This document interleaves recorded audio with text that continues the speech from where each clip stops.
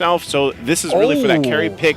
And here's the Clint that comes through for E7. Interesting. This is, you just look at this lineup.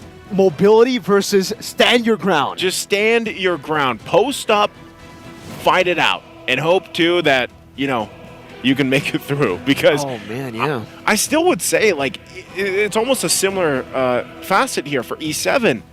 They want to get to the late game. Clint can do quite a bit of damage, but he needs time. You know, he's going to get time to get to that high noon status. He's not just firing off early on, you know, and Carry does too, but the whole point of this is, again, Roger is across from you. So, you know, we saw a glimpse of Bane's damage in the previous game. Hopefully they can have even a better time because he lost a lot of his purple buffs. If you guys lost if you didn't see the breakdown there of buffs, they need to lock that down for him. So, we got the lineups here locked in for both teams, Homebois and E7. It's about same, but a little bit of diff. Let's head into this game number 2 and find out if Entity 7 can bring this series in the best of 5 to a 1-for-1 as both teams get closer to locking things in for the group stage. And also looking at this, there's a whole lot of quantum charge for Entity 7. Focusing mark though too for Irwin. Look at this already, the pressure from Zorn. I don't think they're going to be able to catch him at all. Take a couple hits, going to be fine. All right, Warcry, by the way, for Chibi. But this matchup in the gold lane, it should favor Fury by quite a bit. Marquinhos already with the rotation very early on as well. That would explain why he went for the lane cut very, very early. Udil, though, still with this Vixana. Chibi, can he brought back? Irwin is going to be taken out now under the turret like it pounds. And Chibi, he didn't even follow through under the turret. He gets out. Warcry. Plus, obviously, man, the like and pounce interaction. Sometimes you follow, sometimes you just deal the damage. Sometimes you just, somehow you follow him and you're still in the jungle, you know?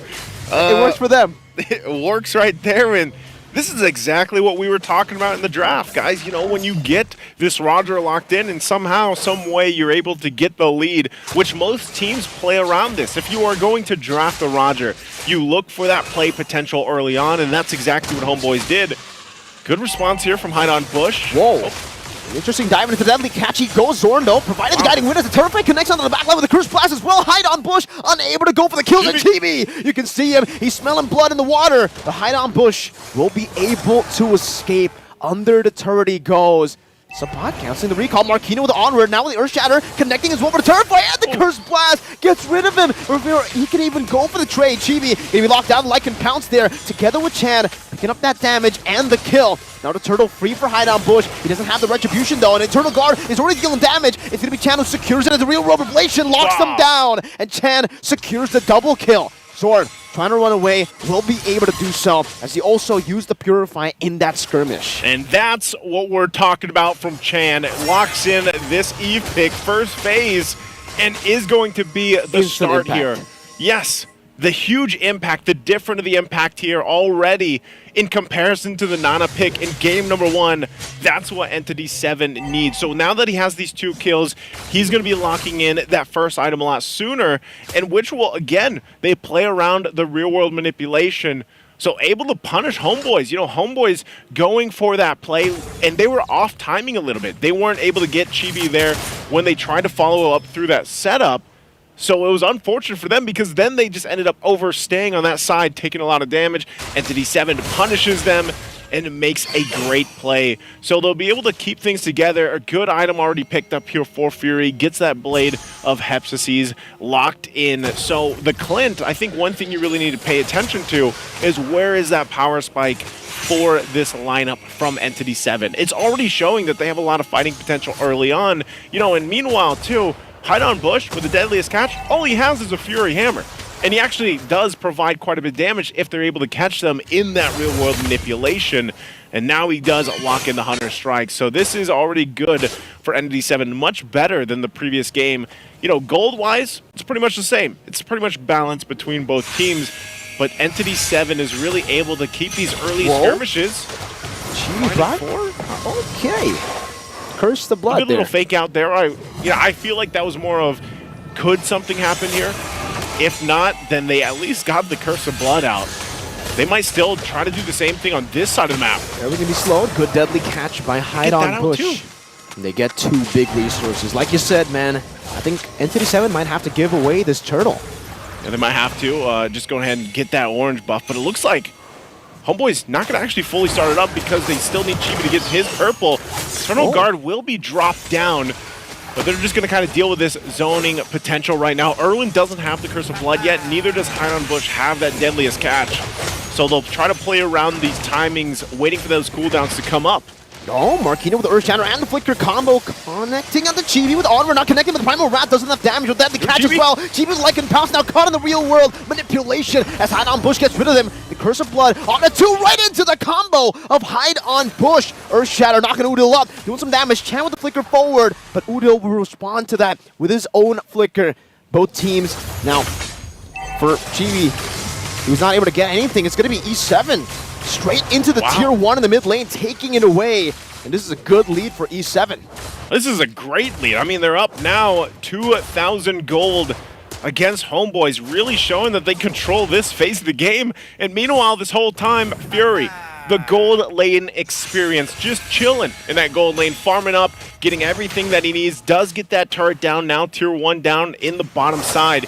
So he's going to go ahead and get to rotate and continue to farm up here, because so far he doesn't need to be in these fights, man. Like he's doing his thing, his own time, and Entity 7 is able to just again post up and fight it out. Look at the XP difference this time around, and this answers the question on why the Bane again in the first phase with that Edith.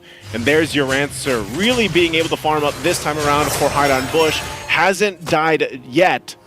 And really, when you look at it, one of the answers to deal with Roger here might be real-world manipulation. You trap him in, you lock him down. The Curse of Blood. There's a lot of these abilities that are working really well against how much mobility Roger has here. And now hopefully they can maintain that, but you see this too, the War Axe is going to be that first item locked in, so it looks like even for Chibi, you know, he wants to be a little bit more cautious and not just going all in on that first Skypiercer build path we sometimes see from the Rogers here in the jungle. So with that right now, Homeboy is going to find themselves working against a minor deficit. And Entity 7, as they get ready for that 3rd turtle, they've already got 2 in their pocket. They can possibly just go ahead and lock all 3 in. And as you see them getting in position here, Turtle's now going to spawn up. Eternal Guard already going to be dropped down. Marquino with Onward onto Sapat with Earth Shadow connecting as well. Sapat is unable to go for the escape. Chibi going to be locked down by the real world Malaysian as well. Chibi with Lycan Power, but they gets caught by the Primal Wrath of Marquino. 3 members of Homeboys taken down, and Entity 7. They collapsed, they got the win. Homeboys can only go for a trade up top. Entity 7 right now is in full control of this portion of the game. Look at the damage on Zorn. You know, Fury, we were wondering, when would that damage start to show? When would that power spike come through? And I think it's already here, and that is going to make it even more difficult to move around with. That's the Ice Queen wand picked up by Chan. Great initiation that came out through here. Primal Wrath to pick up the kill from Sapat, and then they punish Chibi even further, as he was just trying to get his orange buff. So it looks like Entity 7, man, they really had this game plan to get revenge here at Marquino. I'm offended into the knockup of the Circling Eagle into the damage, and Marquino still able to survive with the Primal Wrath, now dealing some damage back. Nets will be able to take the kill down. Now with the Flicker with the Curse of Blood connects on the 3 members, and they can look at the deadly catch. Now with Fury dealing the damage with the grenade bombardment. Entity 7, they respond to that play, and they capitalize on it. It's only the XP traded in for 2 big members, but it's out of Homeboys. Chibi walking up again, Hide on Bush. Oh, the bounce of the crab cannon. Did you see Udil's HP? Those crabs hurt, man. Yikes. That crab cannon is loaded. And like you just saw, the combination that we were talking about even in the draft, real world manipulation with the deadliest catch is able to just do so much damage. They even get the Sea Halberd to kind of work. Oh. The stun down into the grenade bombardment. He can only go for Lycan Pounce, but then Chan and Fury continue the damage output to take him down under the turret. Zorn's looking for a trade with a Circling Eagle. Marquino pops into Primal Wrath just in time, and he soaks in all that damage. No problem. Now the Sharks running them down. The Crab Cannon nets. Oh, the bounce as Fury takes a turret for free up top, buys the Skypiercer as well. 9 minutes in, and This is an even bigger goal lead that Homebois had in game 1. Yeah, this is Entity 7 from what we saw through their groups, going the distance 3-0 in all their games, sweeping their group, going against the same for Homebois as they swept their group. But man, it looks like just Entity 7 very strong in this game number 2. Look at the damage. Look at the amount of damage that this pick, this Bane is doing in the hands of Hydon Bush. Dude. Yeah.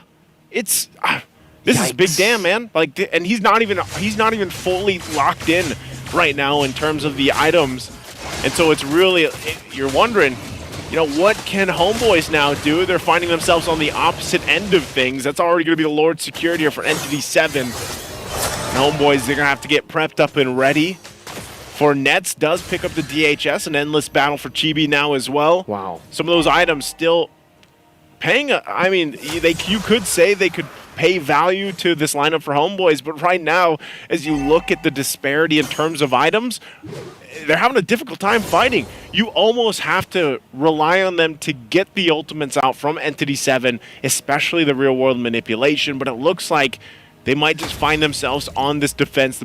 The Lord making its way up top. Chan now also picks up the glowing wand, so that even helps further dealing with some of the possible shielding and sustainability from Homebois, as that Sea Helper is already locked in too. There, they go in. They're in the flank. Meanwhile, Lycan pounds into the backline. Chan's going to be shut down. GB in the midst of it all, going for the team fight now with another Lycan pounds. The Earth Shadow will connect. The Primal Rat will lock them down to get munched on by the Sharks of the deadly catch. Hydon Bush, only now does he buy the Sky Piercer. I thought he already had it with how much damage he was doing. Now in the mid lane, base turret, that holy defense already getting crocked down, as now it's going to be Fury with the grenade bombardment together with Hydon Bush, munching on the base turret HPs. With the First Lord, they're able to take all 3 up top of the Lord, down below with the Sharks coming down again onto the base. Udo trying to do some damage to the Curse Blast as well, but Erwin will just walk it forward 11 minutes, Entity 7! Where is... They didn't even have a chance to defend. I mean, Hydon Bush was not hiding anywhere. He just